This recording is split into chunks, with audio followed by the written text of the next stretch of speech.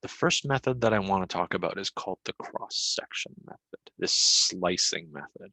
What we do is we pick a direction, let's say the x direction, and every value of x, we slice our region up. We set x equal to a constant. When we do that, we get a two-dimensional shape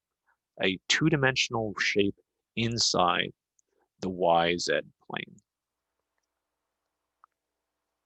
And what we do with each of those two-dimensional shapes is we set up boundaries. We set up an ordinary double integral and put that on the inside. Then on the outside integral, we put the biggest and smallest that x can possibly be. Here's an example of this procedure. Here's a region defined by x is greater than or equal to 0, y is greater than or equal to 0, z is greater than or equal to 0, and x plus y plus z is less than or equal to 1.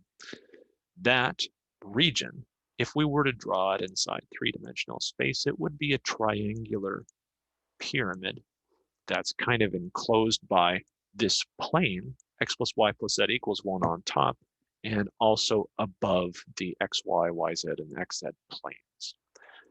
Let's go through and see how we set up this triple integral using the cross-section method. So if I fix a value of x, what I can do is I can start to figure out what happens to these constraints. The first constraint kind of goes away. I don't have any more constraints on x. The second one and third one stay the same. For the fourth one, what I can do is I can say, well, I can solve for z. I can say that z is actually less than or equal to minus y minus x minus 1. This is the formula for a line.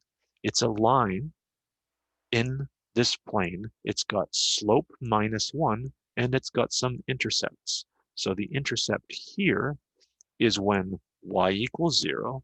That's z is equal to minus x plus 1. And similarly, it's got another intercept here when z is equal to 0.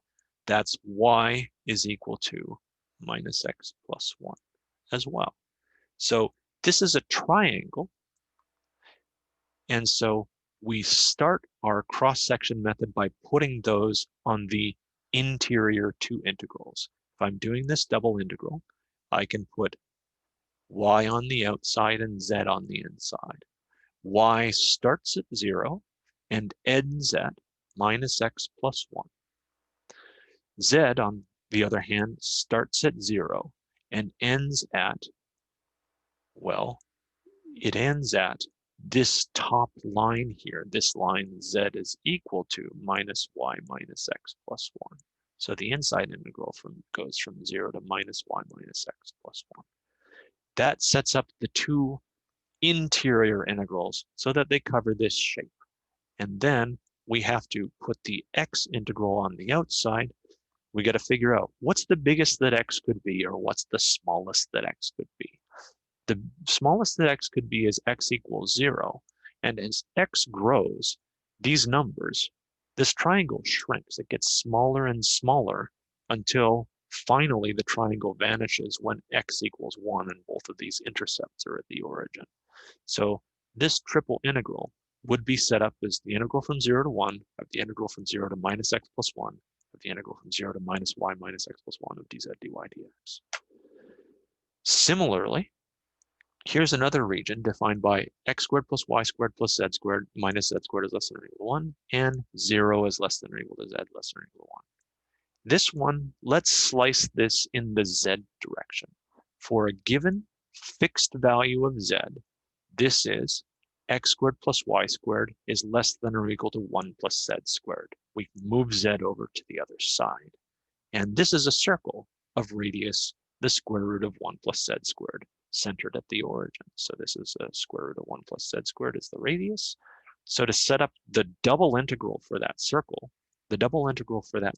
let's say if we did it dx dy, we should have y goes between minus the square root of 1 plus z squared and plus the square root of 1 plus z squared, because those are the smallest and biggest that y could be. And then x goes between the square root of moving kind of y over to the other side, the square root of 1 plus z squared minus y squared to the square root of 1 plus z squared minus y squared, like so. So these are the bounds of integration for this circle of radius square root of 1 plus z squared. And then on the outside integral, we know that z goes between 0 and 1. So we get the integral from 0 to 1 of that shape. That's another example. In this case, because we have this outside boundary here, this boundary that says z goes between 0 and 1, that makes our life a little bit easier. It makes it a little bit more obvious to see, hey, maybe this variable should go on the outside because we already know what its upper and lower bounds should be. And then we can isolate out the other two variables by moving them over to the other side. So the cross-section method has its pros and cons.